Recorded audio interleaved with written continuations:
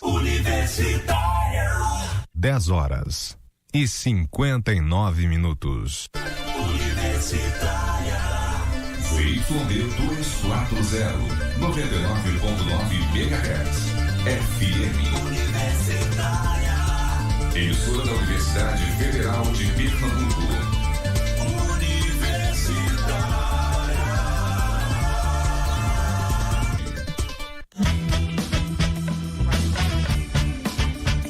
Universitária FM, Agenda Cultural.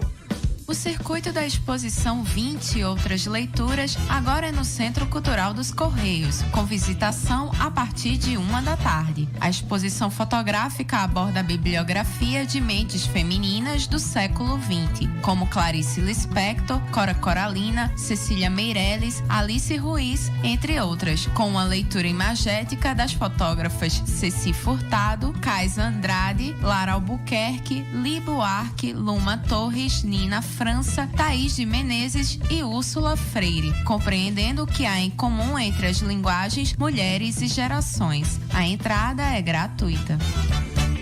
A Escola Pernambucana de Circo chega ao Museu do Homem do Nordeste nesta quarta, a partir das 14h, com oficinas gratuitas de corda bamba, malabares, perna de pau e rola-rola, para público a partir dos 7 anos. Inscrições pelo telefone 3073-6385. 3073-6385. Universitária FM, Agenda Cultural. Universitária.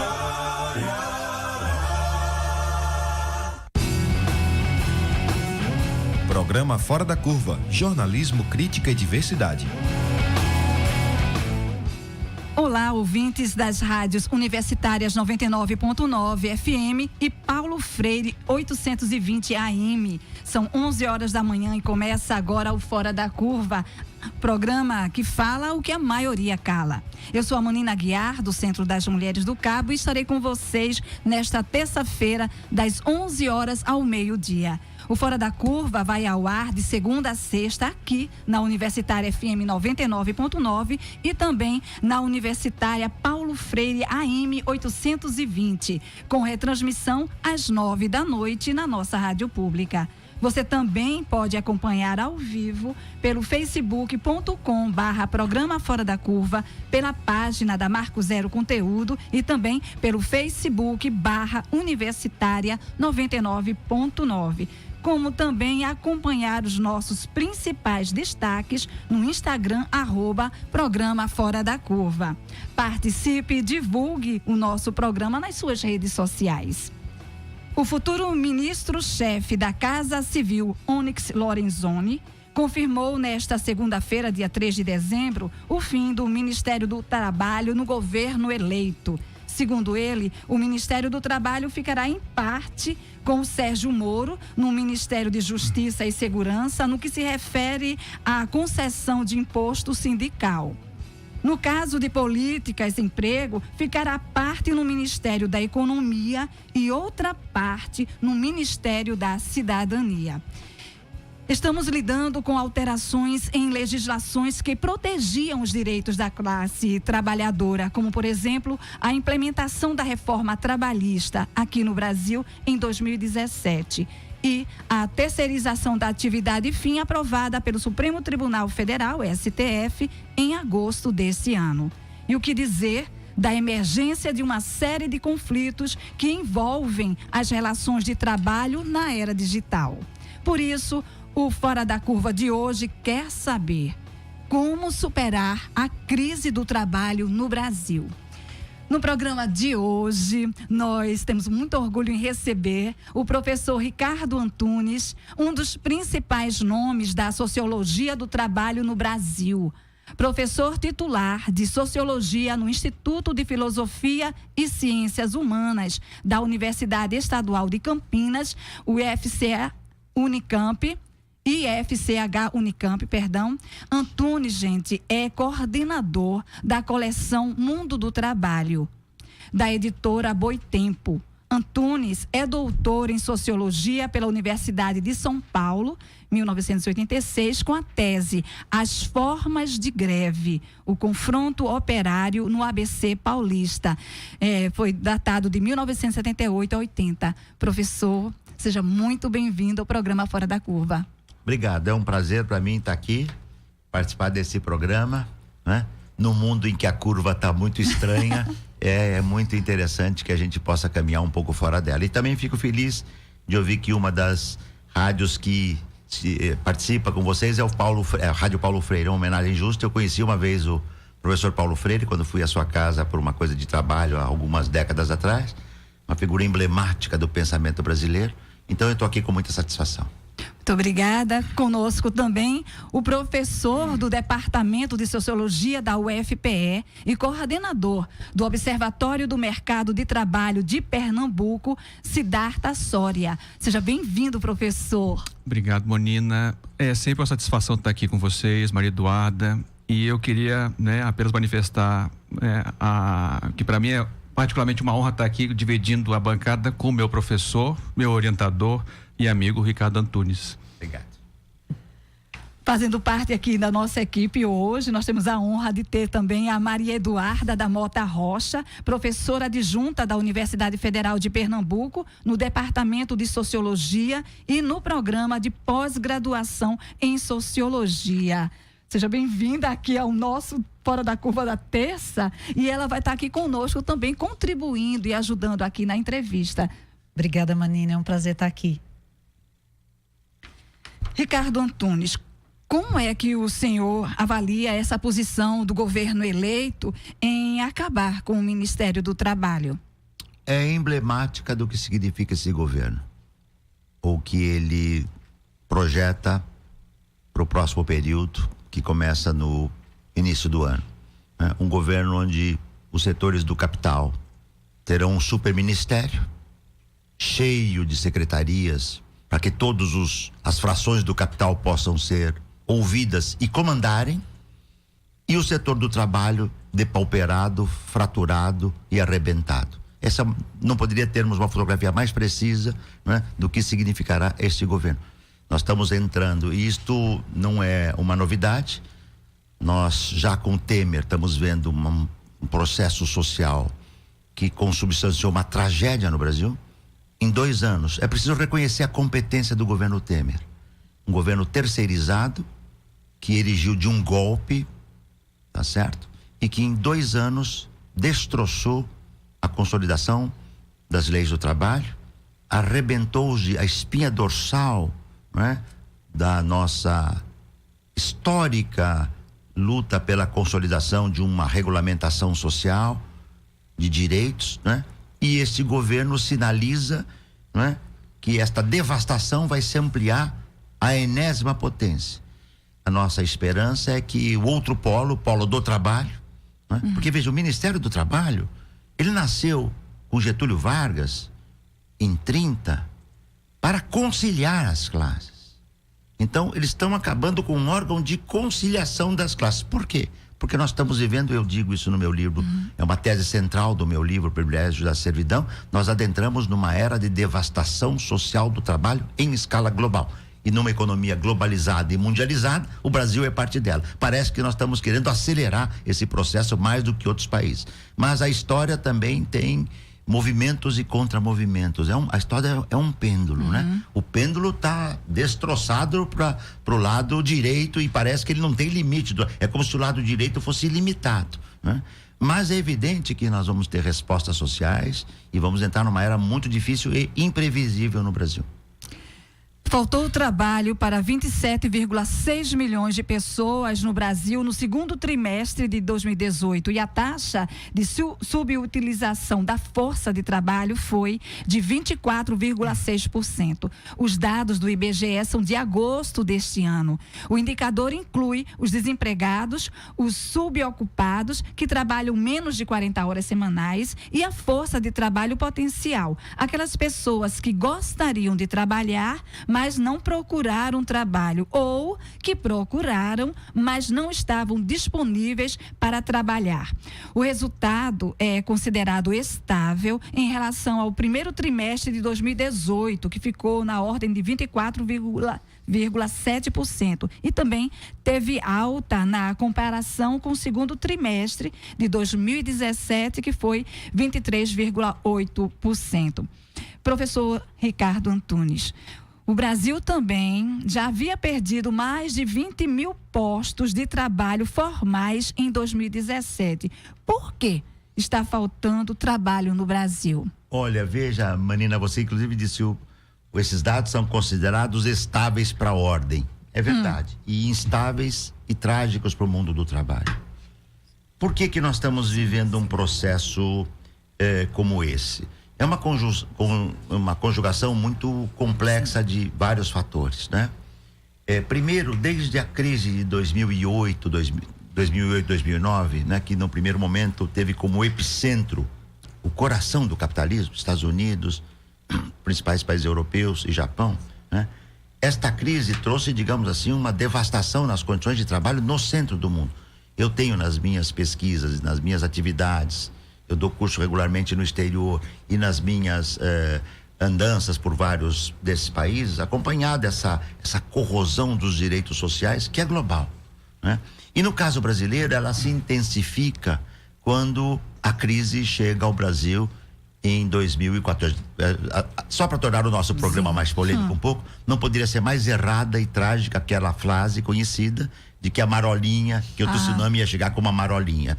Quem disse isso, e nós sabemos quem disse, é difícil dizer isso nesse momento, mas é importante que se diga, não tinha ideia. Uma economia mundializada, ela é desigualmente combinada. Então não é possível, ou temos uma economia mundializada ou não temos. Se temos uma economia mundializada, não é possível termos uma crise na China e ela não repercutir no Brasil. Termos uma crise nos Estados Unidos e ela não repercutir no Brasil. Ela repercutiu a partir de 2013, com mais dimensão 2014, com o quadro político de 2015.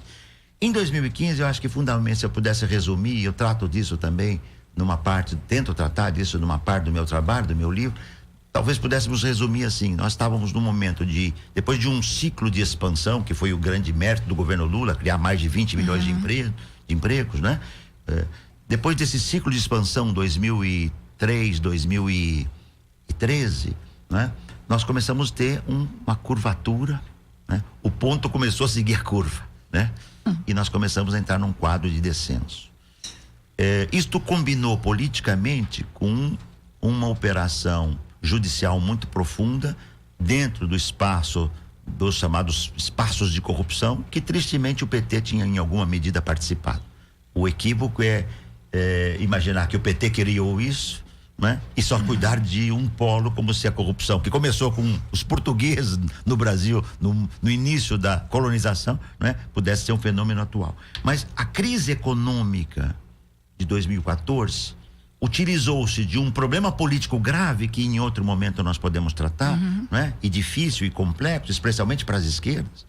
Para um partido de esquerda que diz que vem para organizar o galinheiro e de repente se vê no meio das galinhas, não no porto de galinhas, no meio do galinheiro, tá certo? Fica difícil, né? Mas o que aconteceu? As frações principais do capital optaram pela devastação, aquilo que eu dizia há pouco. É a hora da devastação. E evidentemente o governo Dilma não se precisaria à devastação. O governo do PT, na minha análise, foi em si, por si, um governo espetacular da conciliação de classe. Para quem gosta de conciliação de classe, só tem um símile ao governo Lula: Vargas. Eu não gosto de conciliação de classe, então eu fui um crítico de Vargas e fui também um crítico do governo do PT, embora tenha sido, é bom que se diga, 20 anos do PT. Eu não sou um sociólogo neutro que olha o mundo como se fosse uma ave que passa, vê o mundo insensível frente a ele. Não, isso é outro. Eu tenho homônimos, tá certo? Acho que inclusive um por aqui, né? Mas nem conheço, não estou me referindo a nada. Eu digo assim, eu tenho este que vos fala, né? Não tem lado nesse debate. E os capitais decidiram quebrar com a lei CLT, quebrar com a Previdência Pública, saúde pública, terceirização total, tá certo? E, digamos, fazer com que isso aqui virasse ou caminhássemos, como eu já disse num artigo para a Folha de São Paulo uns 2 anos atrás, nós caminhamos para um processo de indianização do Brasil. Mas não é indianização no sentido dos nossos índios, não, hein? Com comunidades verdadeiramente sustentáveis. Indianização no sentido de um país como a Índia. Eu conheci a Índia há uns 3 anos atrás e a minha cabeça só não virou porque a minha cabeça está sempre rodando, tá certo? Mas é impressionante você imaginar um país que você tem centenas de milhões de miseráveis na mais brutal indigência. Na Índia eu imaginei algo assim, para você entender o tamanho da provocação, que é o caso indiano. Eu moro na Suíça e não sabia, entende? E nós sabemos que nós não moramos na Suíça, né? Mas a Índia é uma coisa fora de ordem. E nós caminhamos para isso, bolsões de indigentes, você citava no início, 27 milhões, tá certo? Estão fora do mercado de trabalho regulamentado. A informalidade passou já da casa dos 40% faz tempo, tá certo? Então, quer dizer, a população economicamente ativa no Brasil, pouco mais de 100 milhões. Veja, o desemprego por desalento são 5, 6 milhões. Veja, esses índices são sempre minimizados, hein? Esses índices, tá certo? Brincando com as palavras, exageram para menos, tá certo? Sempre. Então, é mais do que isso. Eles não conseguem capturar, tá? Por exemplo, eu brinco, se não fosse a Uber, a empresa Uber, a taxa de desemprego do Brasil seria maior. Porque se eu me desempregar hoje, eu pego o meu carro, me filio uma dessas aplicativos, tá certo? Cabify, 99, e passo a dizer que eu sou empregado. Quantos trabalhadores e trabalhadoras a Uber tem no Brasil hoje? Provavelmente algumas centenas, umas dezenas de milhares. Você tem aí alguma coisa como 600, 700 mil trabalhadores e trabalhadoras no Brasil. Que se tivesse engrossando as fileiras do desemprego, jogava a nossa taxa oficial para 13 milhões, mais que 13 milhões. Mas o desemprego por desalento, que é um assinte, quer dizer, o desemprego por desalento é aquele que não procura emprego mais. Sim. Mas ele não procura porque, primeiro, é trabalhoso procurar emprego. Você tem que gastar trabalho, tempo, dinheiro, e não encontra trabalho. Então, é desempregado. É uma tragédia, é um flagelo que você tem uma população nesse estado. E isto é para tornar o Brasil, seguindo um receituário que é dado, para terminar, pelo capital financeiro. O capital financeiro exige uma classe trabalhadora devastada, um neoliberalismo extremado que faz a Margaret Thatcher tremer no túmulo lá na Inglaterra, não é? E numa reestruturação produtiva que só pensa na valorização do valor e na concentração dos capitais. É isso que é o chamado indústria 4.0, que a gente pode em algum momento falar aqui. Eu queria também uma fala de Siddhartha, né? Ele que também atua nesse campo. Como é que você avalia isso, Siddhartha? Até aqui eu estava super confortável na companhia de Maria Eduarda, de Ricardo, por mim eu ficava ouvindo, mas enfim, como eu avalio? Bom, eu não teria naturalmente maiores considerações ou diferentes do que Ricardo já comentou, né? Que já trouxe. Eu apenas ressaltaria justamente essa questão do projeto regressivo, liberal, ultraliberal, com esse verniz de conservadorismo nos costumes que representa, né, o novo governo que vai começar, mas como ele já foi, como é que eu diria, o terreno para ele, né, vicejar, já foi amaciado, já foi nivelado, exato, nos anos anteriores, né, com o Temer e contando, né, infelizmente a gente tem que reconhecer, com uma colaboração do segundo governo da Dilma, por conta da inflexão da política econômica dela, né, que tentou dar um choque de confiança no mercado, promovendo um ajuste recessivo no momento de crise, piorou tudo, né? Então, Temer continuou. Eu não vejo um governo Bolsonaro, em um governo Bolsonaro, nada de muito diferente do que já está acontecendo, até porque os quadros, né, que opera a política econômica do governo Temer já estão sendo convidados e realocados no futuro governo Bolsonaro. O ministro novo, né, Guedes, que é o superministro, né? Eles pretendem uma Liga da Justiça lá, tem um superministro da Economia, um superministro da Justiça, né? Todos super-heróis ali. Mas é um ultraliberal cuja visão de modernidade dele é a do século XIX, né? Em que você tem uma ausência completa de qualquer coisa que cheire a direitos sociais, trabalhistas ou regulação do trabalho, para deixar, né, a questão econômica e a regulação, né, dos fatores produtivos livremente ao sabor da vontade dos empregadores, com uma classe trabalhadora enfraquecida por conta de um desemprego crônico, um subemprego imenso e uma falta de perspectiva enorme. Então, no caso do Uber que Ricardo mencionou, né? Não é nem uma novidade que eu vou dizer aqui, mas eu costumo pensar no Uber como sendo um símbolo do que um dos símbolos do mundo do trabalho hoje, em que você tem tecnologia do século XXI e relações trabalhistas do século XIX, né? Então, quer dizer, é um negócio absurdamente arcaico, retrógrado, regressivo, prejudicial. E indo na questão, né, do programa, né, de hoje, que é o que fazer para sair dessa situação, né?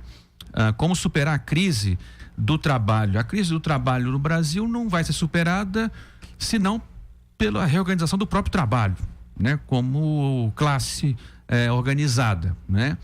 Então, mas para isso é necessário, evidentemente, né, limpar as feridas, né, dos embates que andamos sofrendo e dos equívocos também que, né, setores da esquerda cometeu nos últimos tempos, sem ignorar que, na verdade, a gente está diante de um processo que é global, né? Então, o Brasil faz parte do mundo, né? Então, de um modo ou de outro, essas tendências elas vêm chegando aqui, mas eu creio que com essa política regressiva, hostil, né? Como o Ricardo muito bem colocou, de devastação. O fim do Ministério do Trabalho é sintomático nesse sentido. Já mandaram para o espaço a noção de querer fazer conciliação de qualquer tipo. Agora é a minha vontade e pronto. Quem quiser, quem não quiser que se retire do globo, né? Porque não tem para onde sair, né? Você tem que trabalhar. Então, eu acredito que com uma política dessa, os efeitos, né, deletérios, os efeitos prejudiciais, eles já se fazem conhecer, né? E eles devem se aprofundar à medida que o Paulo Guedes for tendo mais espaço para implementar a agenda dele, que busca radicalizar nesse movimento de devastação. Eu creio que, e é uma expectativa, né, apesar de não ser a situação que eu queria, que nenhum de nós aqui queria, certamente, mas que nesse momento em que, de fato, a situação ultrapassa os limites do trágico, né?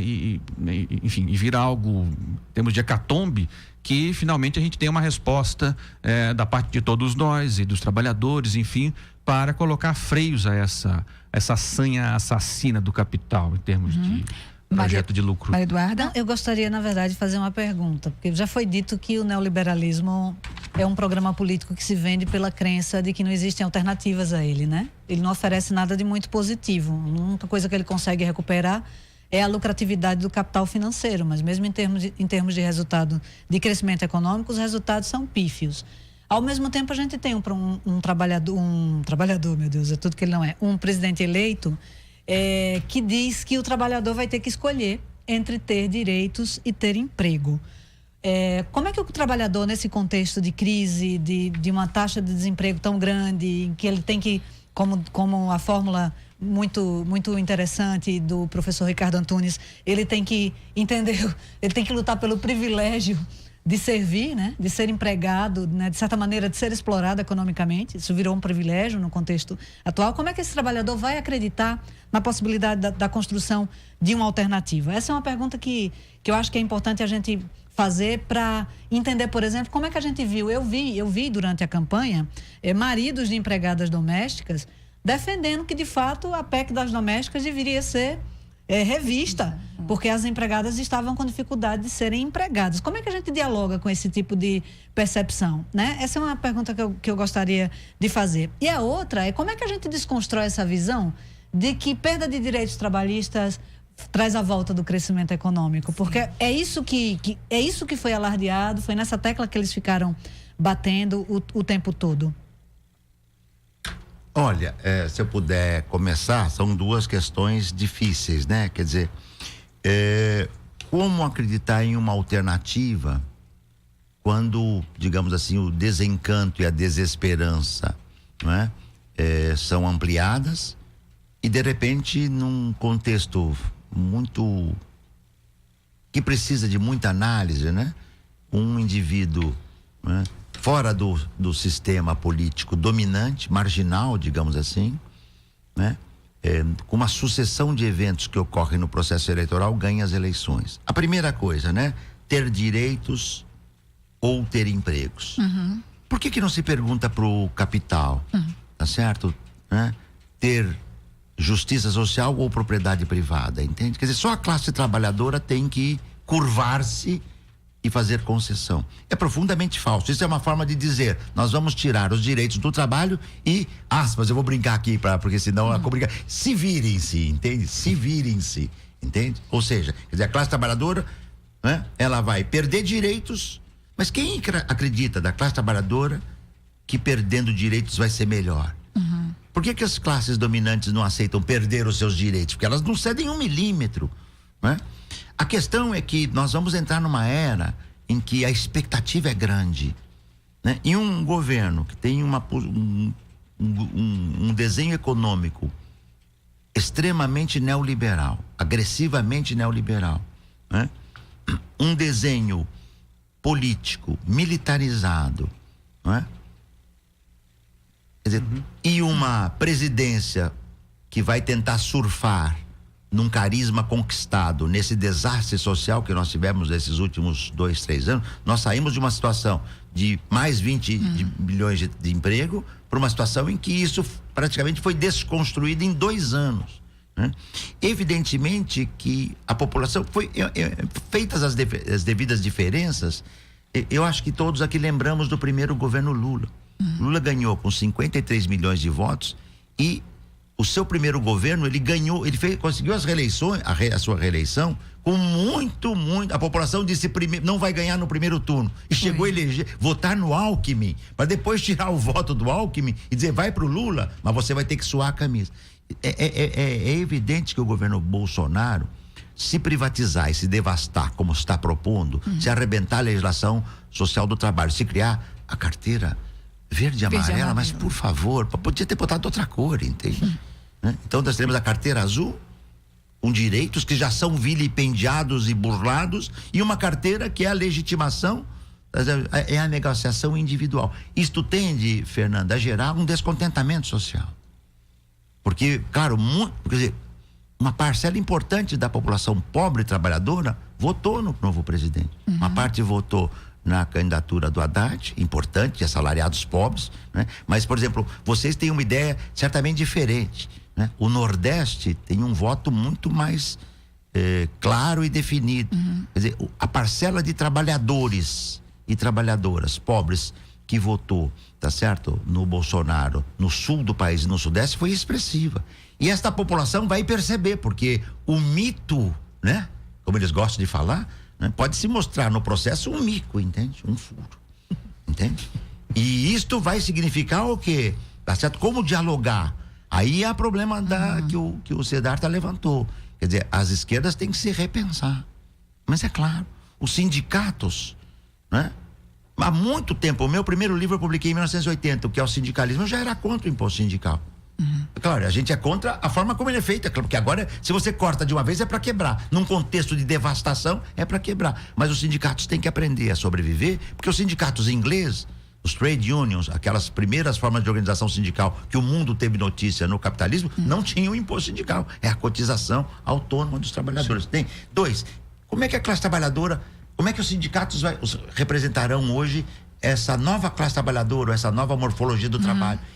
Intermitentes, precários, fortemente feminina, força de trabalho, com alto componente global e brasileiro de imigrantes. É um outro desenho. E no século XIX, os sindicatos representavam os artesãos. E no século XX, nós tivemos o advento da grande indústria, os sindicatos tiveram que sofrer uma mutação profunda. O mesmo processo se coloca, né? Vai ser muito importante recuperar, né, um sentido da vida cotidiana do trabalho. Quais são as questões vitais do mundo cotidiano do trabalho? Os sindicatos passam longe disso, os partidos de esquerda também. Os que estão mais próximos disso são os movimentos sociais. Mas os movimentos sociais têm uma luta aqui agora. A terra, a casa, contra a barragem, tá certo? Pelo direito da liberdade sexual, etc. É difícil para os movimentos sociais resolverem dilemas do aqui, do agora e da sociedade do futuro. Nós vamos ter que reinventar. Agora, uma coisa eu acho que é importante, né? Como a história ela é muito contraditória e imprevisível, né? Nós estamos vivendo uma era das trevas. Mas o último que falou que o capitalismo era o fim máximo da história foi o Fukuyama. Nem ele mais acredita no que ele falou. Porque é imprevisível o que é o fim da história, entende? Se nós formos olhar a história da humanidade, ela não começou nos 1750 com a Revolução Industrial, né? 1750 foi a era pós-era cristã. Quer dizer, a história é muito mais complicada. Agora, é um desafio. Se digamos assim, os movimentos sociais, os sindicatos, os partidos de inspiração socialista e de esquerda não forem capazes de uma reaproximação com o mundo vital do trabalho em sua morfologia, nós vamos ter dificuldade. Né? Essas e outras questões você ouve aqui no programa Fora da Curva.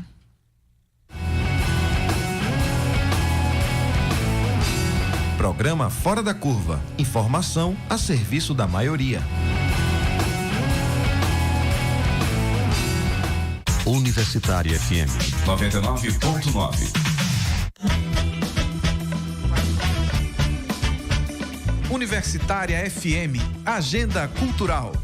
O circuito da exposição 20 e outras leituras agora é no Centro Cultural dos Correios, com visitação a partir de 13h. A exposição fotográfica aborda a bibliografia de mentes femininas do século XX, como Clarice Lispector, Cora Coralina, Cecília Meirelles, Alice Ruiz, entre outras, com uma leitura imagética das fotógrafas Ceci Furtado, Kaisa Andrade, Lara Albuquerque, Li Buarque, Luma Torres, Nina França, Thaís de Menezes e Úrsula Freire, compreendendo o que há em comum entre as linguagens, mulheres e gerações. A entrada é gratuita. A Escola Pernambucana de Circo chega ao Museu do Homem do Nordeste nesta quarta, a partir das 14h, com oficinas gratuitas de corda bamba, malabares, perna de pau e rola-rola, para público a partir dos 7 anos. Inscrições pelo telefone 3073-6385. 3073-6385. Universitária FM, Agenda Cultural. Toda quarta-feira, a Rádio Universitária conecta você com o circuito de festivais de música do país. É o Circulatório, música, entrevistas, coberturas e muita informação sobre os novos artistas do cenário nacional. Eu sou Bruno Nogueira e vou apresentar para vocês sempre novidades sobre este circuito tão importante na nossa cultura. Circulatório, você conectado com o circuito de festivais. A Rádio Universitária AM agora é Rádio Universitária Paulo Freire. Vamos ouvir a pró-reitora da Pró-Reitoria de Extensão e Cultura da UFPE, Cristina Nunes. A Rádio Paulo Freire se configura como mais um espaço extensionista dentro da universidade. Paulo Freire, para nós, na Universidade Federal de Pernambuco e para a extensão universitária, ele é uma pessoa muito importante. Além de ter sido professor dessa casa, ele está na origem da extensão da UFPE. Então, esse espaço que pretende reunir os vários projetos de extensão em diálogo com a sociedade, essa é a essência genuína de todas as ideias que permeou Paulo Freire. Rádio Paulo Freire, a rádio que fazemos juntos. A primeira TV pública do Brasil completa 50 anos. Informação, cultura e entretenimento. Parabéns, TVU do Recife! Uma homenagem da TV Brasil e da rede de emissoras públicas.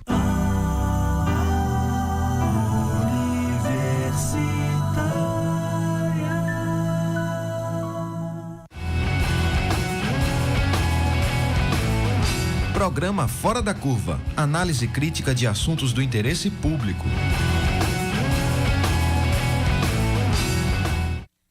Muito bem, nós estamos de volta aqui no programa Fora da Curva, lembrando que hoje à noite, às 21h, nós teremos a retransmissão desse nosso programa. Hoje estamos conversando sobre a questão do trabalho, como superar a crise do trabalho no Brasil. Bom, uma mulher com filhos, ensino médio completo e 34 anos em média, eis o perfil da pessoa desempregada no Brasil em 2018. É o que mostra uma pesquisa realizada este ano pelo Serviço de Proteção ao Crédito, o SPC Brasil, e pela Confederação Nacional de Dirigentes Lojistas, o CNDL. O estudo revela que 59% dos desempregados são do sexo feminino e 54% têm escolaridade até o ensino médio completo. Os dados do estudo têm relação com a questão apresentada pela professora Caliane Rocha, do Departamento de Psicologia da UFPE. A gente vai escutar. Professor, a minha pergunta é sobre o trabalho das mulheres. O senhor é um dos autores que nos mostram que a força de trabalho feminina, ela é uma das preferenciais para o trabalho precarizado. Agora, em novembro, completamos um ano das alterações nas leis e proteções trabalhistas, né, que beneficiaram mais empregadores do que trabalhadores. Então, eu gostaria de saber se já dá para enxergar algum tipo de impacto, algum tipo de sequela para o trabalho das mulheres, né? Já dá para avaliar? Obrigada. Olha, Caliane, é um prazer ouvir tua pergunta. Eu gosto muito da pesquisa que você faz aqui. Ontem mesmo, você, professora Cláudia Mazei Nogueira e professor Siddhartha Soria puderam participar de uma mesa, né, nesse grupo de pesquisa do professor Everaldo Gaspar, e onde esse tema aflorou. É vital essa questão, tá certo? É vital porque durante muito tempo a sociologia do trabalho não tinha e não era capaz de mencionar a dimensão feminina no mercado de trabalho, né? Mesmo quando as evidências mostravam, né, que desde sempre o mundo do trabalho foi compósito e heterogêneo, com homens, mulheres, brancos, negros, jovens, menos jovens, nativos, imigrantes, né? Era como se a classe trabalhadora fosse composta de operários, homens qualificados, etc., né? Mas nós sabemos que, primeiro, né, é um processo muito importante e complexo. Eu me dei conta disso inicialmente no meu livro Adeus ao Trabalho, que é de 95, mas com um pouco mais de atenção a partir dos Sentidos do Trabalho, que é de 99, né? Quer dizer, por um lado, a luta feminina e feminista das mulheres, não é, pelo direito ao trabalho é vital, tá certo? Por quê? Porque saindo do espaço do lar e tendo um trabalho, elas podem, por exemplo, ao serem agredidas, violentadas por seus maridos em suas casas, romperem aquele liame de dependência financeira, se não bastasse o liame de dependência patriarcal, de que uma filha não pode separar do marido, que as mulheres costumam ouvir muito das suas mães: não, minha filha, né? Você casou, aquela concepção muito tradicional, familiar, cristã, de que o casamento é para a eternidade.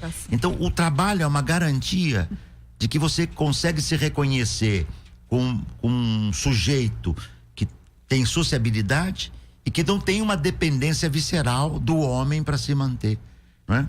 Mas é evidente que tinha o antigo presidente do Corinthians, eu sou um corintiano de alma, de ânima, né?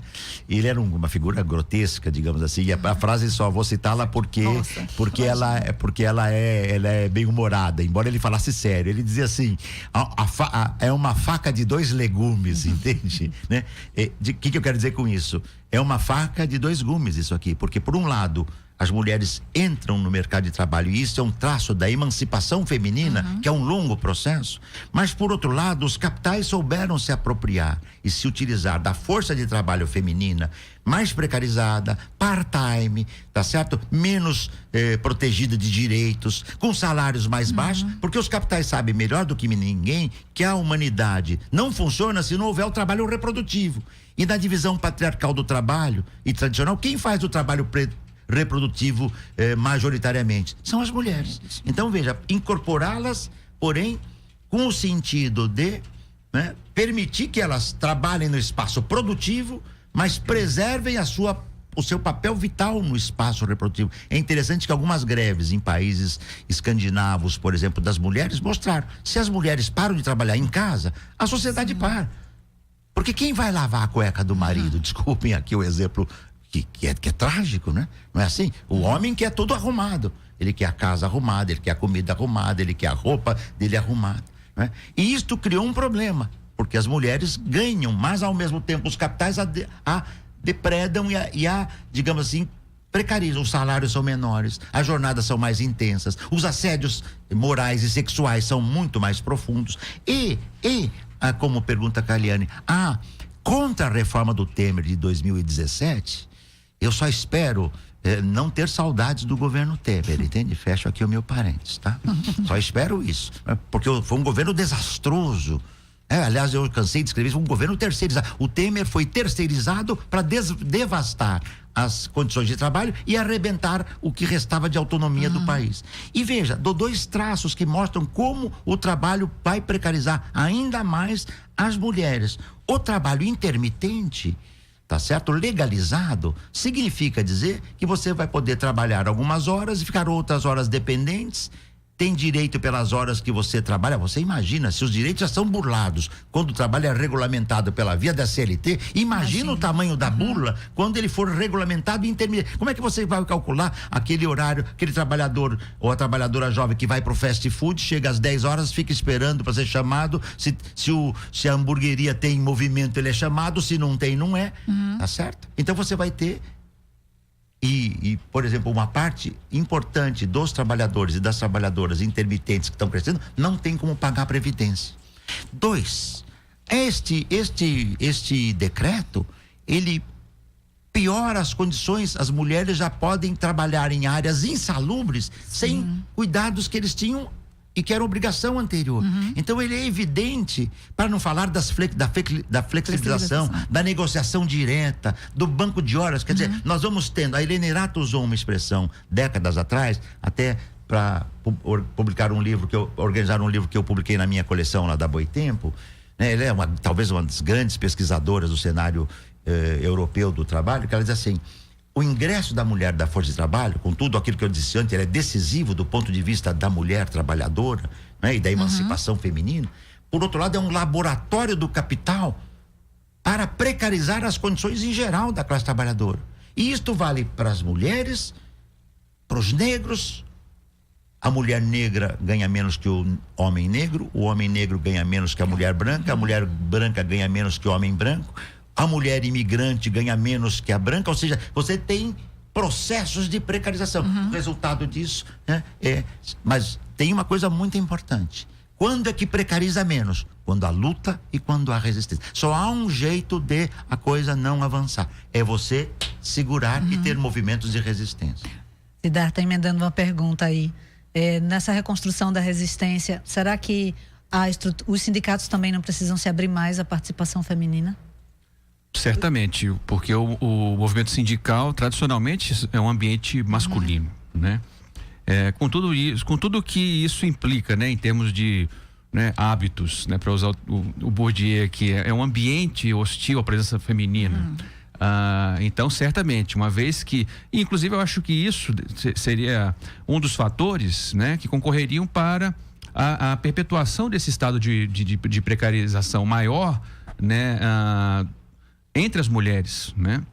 Que apesar de serem mais escolarizadas, de terem mais anos de estudo, qualificação maior, elas recebem menos do que os homens para fazer o mesmo trabalho, o desemprego sobre elas sempre é pior. E agora, por exemplo, os intermitentes, a gente descobre que os intermitentes, quando você vai dividir por sexo os contratos intermitentes, a presença da mulher é muito maior do que nos demais contratos, né? O que claramente comprova, né, essa situação de precarização estrutural do trabalho feminino, né?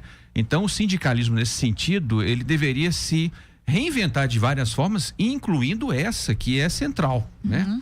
Uma vez que, né, as mulheres estão aqui enfim, são literalmente metade da população e trabalham e tem total, enfim, direito a lutarem por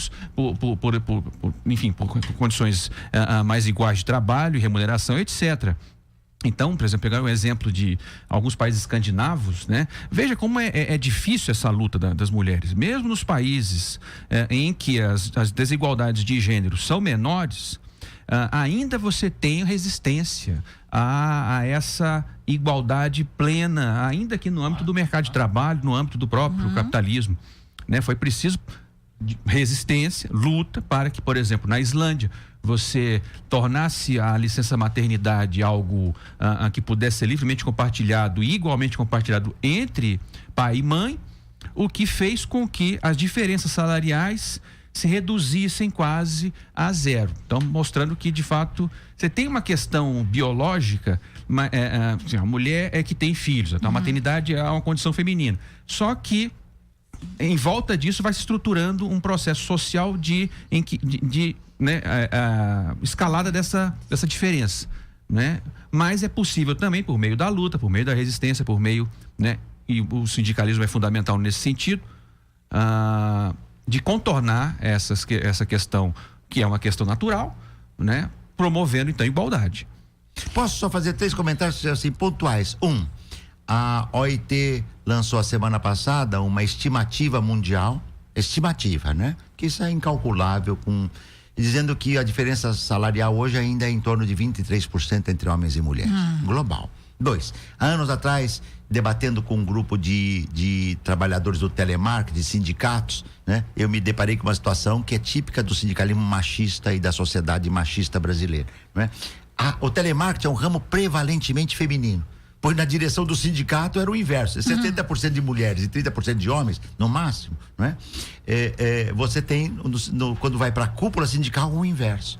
E um depoimento que coletamos uma vez, num diálogo com metalúrgicos, que 2 operários saíam de uma assembleia, de uma reunião, de um debate, e a trabalhadora disse: agora eu vou para casa, né? Porque de noite tem uma assembleia. Aí o marido falou: não, eu que vou pra assembleia de noite, você vai pra casa porque você vai ter que preparar a janta, cuidar das crianças e tal. Ela falou: não, isso tá mudando e assim não vai continuar sendo. São traços dessa divisão sociossexual destrutiva e desigual em relação à força de trabalho e à condição da mulher trabalhadora. Olha, o ouvinte Marco Levi pergunta: professor Ricardo, acha que o sindicalismo no Brasil volta a ser uma questão de polícia com a ida das atribuições dos registros sindicais para o Ministério da Justiça? Olha, é um risco. Eu tive recentemente num seminário na Inglaterra, 2 semanas atrás, e perguntaram: o que você imagina que vai acontecer com o quadro brasileiro? Ninguém sabe, né? Quem fala, eu acho que... Bom, achar todo mundo pode achar, né? Este é um risco, a repressão aos sindicatos, não os sindicatos pelegos e patronais, negociais, né? Mas os sindicatos de classe, eles correm um risco, né? No período pré-Vargas, a Primeira República, a questão sindical era caso de polícia. Os militantes, por exemplo, anarco-sindicalistas, eram reprimidos e deportados, né? O que a gente espera, né, é que já haja um nível, ainda que com todas as fragmentações que nós temos do mundo do trabalho, né? Com todas as dificuldades, que você tenha uma capacidade de unidade sindical para questões vitais, né? O sindicato é uma ferramenta.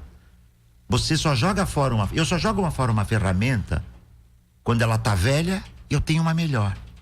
Se eu não tenho uma ferramenta melhor, eu uso a minha, eu ponho o WD nela, eu faço qualquer coisa para ela funcionar. Os sindicatos têm que entender o século XXI, tá certo? E partirem para uma forma de representação diferente, ter que representar os desempregados, as mulheres trabalhadoras, a juventude, os imigrantes, tudo ao contrário do que a história do sindicato não os ensinou a fazer. Isso é decisivo. Professor, no seu livro O Privilégio da Servidão, publicado pela Boitempo, o senhor analisa os impactos da terceirização na sociedade e na vida dos trabalhadores. A obra vai ser lançada às 8h da noite de hoje na Faculdade de Direito do Recife, como parte da programação do seminário multidisciplinar Metamorfoses e Crises do Trabalho e do Sindicalismo Contemporâneo, realizado pelo Grupo de Pesquisa Direito do Trabalho e Teoria Social Crítica do Programa de Pós-Graduação em Direito da UFPE. A terceirização da atividade fim, aprovada também pelo Supremo Tribunal Federal no último dia 30 de agosto, ajuda a consolidar a destruição das relações de trabalho, iniciada mais fortemente no governo Michel Temer? Certamente é uma tragédia. Foi um erro grave do Supremo Tribunal Federal. eu considero um momento de regressão profunda. A terceirização total é uma forma de escravidão do trabalho. Vocês moram num estado onde a escravidão é talvez seja junto com a Bahia, né? Marcantes, mais fortes do que vários outros estados, inclusive, né? Como é que se caracterizava a relação escravista? O escravo era vendido, o escravo ou a escrava. Como é que significa terceirização? O trabalhador ou a trabalhadora são alugados. É uma questão sutil, né? E ela é perversa porque o Tribunal Superior, o Supremo, aprovou a terceirização ilimitada e no dia 21 de setembro de 2018, o Temer lança um decreto autorizando a terceirização no setor público, basicamente em todas as atividades, à exceção das direções. Ou seja, nós podemos ter hoje, no setor público, a terceirização de praticamente todas as atividades, exceção aquelas que são chaves no comando da empresa. É uma tragédia. A terceirização é um flagelo. Eu debato muito com o juiz do trabalho, né? E digo, a gente pode fazer uma avaliação da terceirização. Agora, imagine se o juiz fosse terceirizado. Os juízes do Supremo que foram a favor da terceirização, seriam a favor da terceirização dos seus cargos que são vitalícios, com salários altos? Será que os juízes que foram favoráveis à modernidade da empresa? Eu posso dizer isso com muita liberdade, porque os meus livros, alguns deles foram citados no parecer que defendeu a terceirização.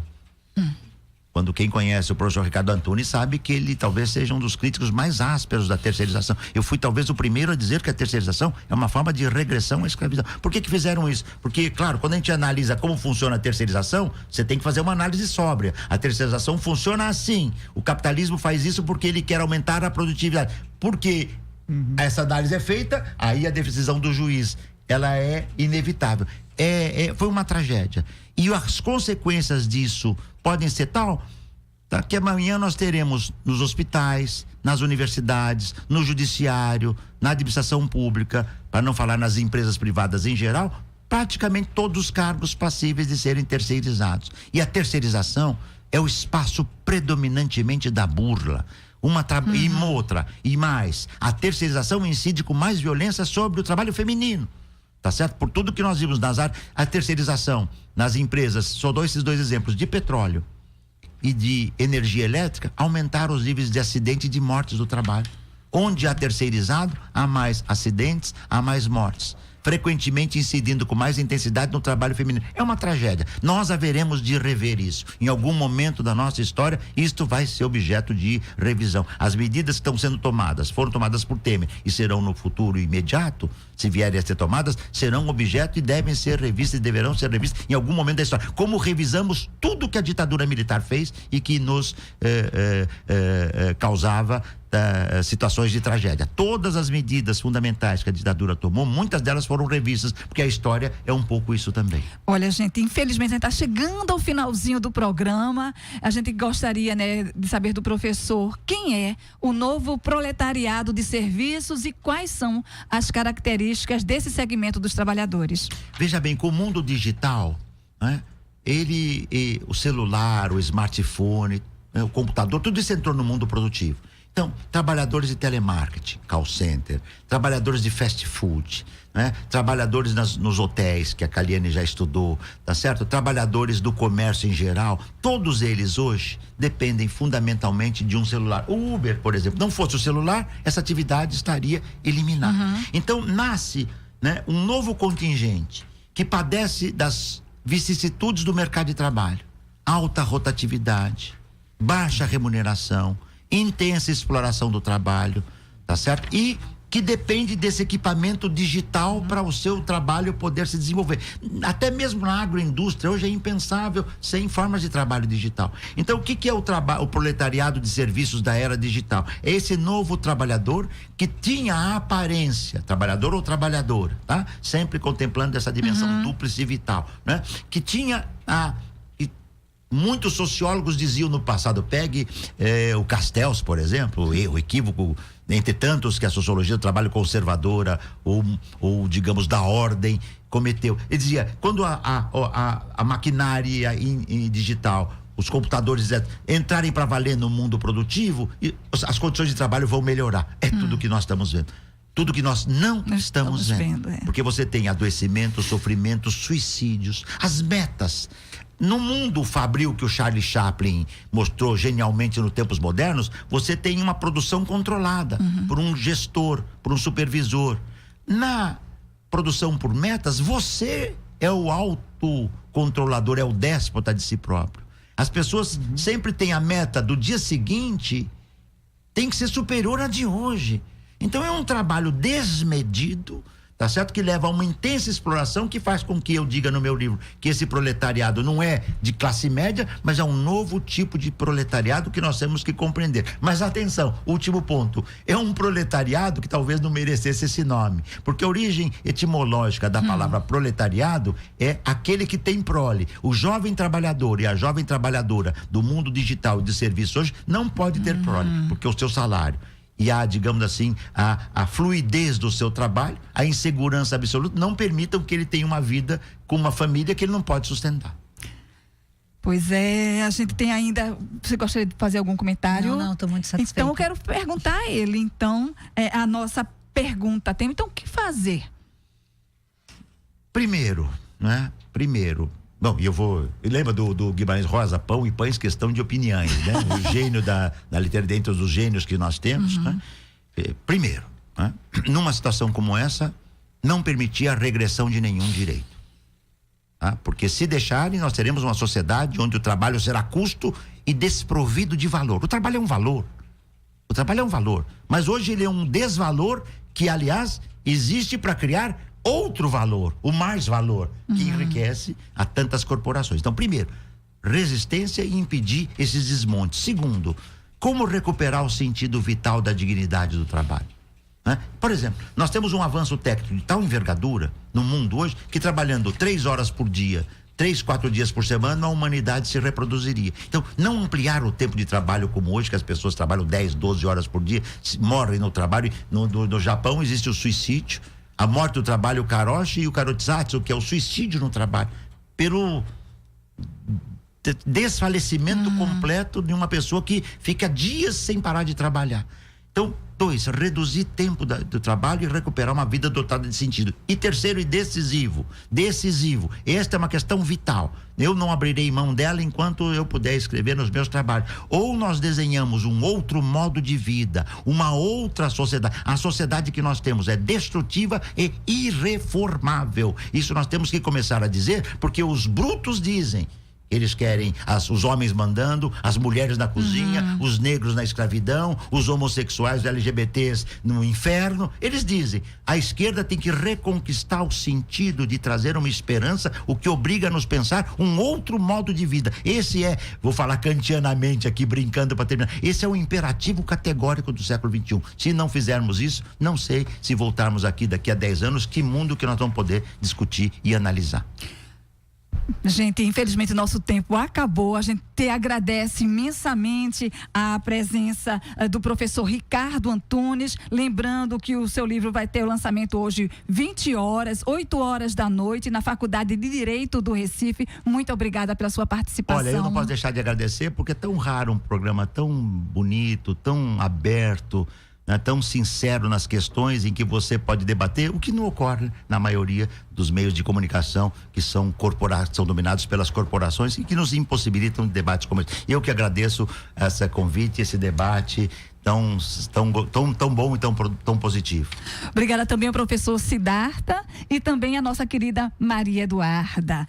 E o programa Fora da Curva de hoje vai ficando por aqui. Nós agradecemos a você, ouvinte, que acompanhou o nosso programa durante essa 1 hora. Nosso programa vai ser reprisado às 9 da noite aqui na nossa rádio pública. O Fora da Curva teve a produção de Henrique Jonatas e Roberto Peixoto. Na locução, Manina Guiar. Na coordenação, Ana Veloso, professora do Departamento de Comunicação Social da UFPE. Nos trabalhos técnicos, ficou o nosso querido amigo Marco Dallas. data. E aqui nas redes sociais, na comunicação, Larissa Silva, Henrique Jonatas e Roberto Peixoto. Amanhã você fica com a apresentação de Paula Reis com o tema O que esperar da educação em 2019. Obrigada pela companhia. Programa Fora da Curva, a gente fala o que a maioria cala. O programa Fora da Curva é uma realização do Departamento de Comunicação Social, com o apoio do Departamento de Sociologia e do Núcleo de Rádio e TV Universitárias. Parceria com o Marco Zero Conteúdo, Centro das Mulheres do Cabo, SOS Corpo, Centro Sabiá, Terral Coletivo de Comunicação, Centro de Cultura Luiz Freire. Esse programa fica disponível em nossa página do Facebook e no canal do YouTube. Acompanhe as nossas redes sociais, porque nós também divulgamos por lá muita informação que você não vê por aí. A música tema deste programa foi composta pela banda Diablo Motor. Programa Fora da Curva. A gente fala o que a maioria cala. 11h59.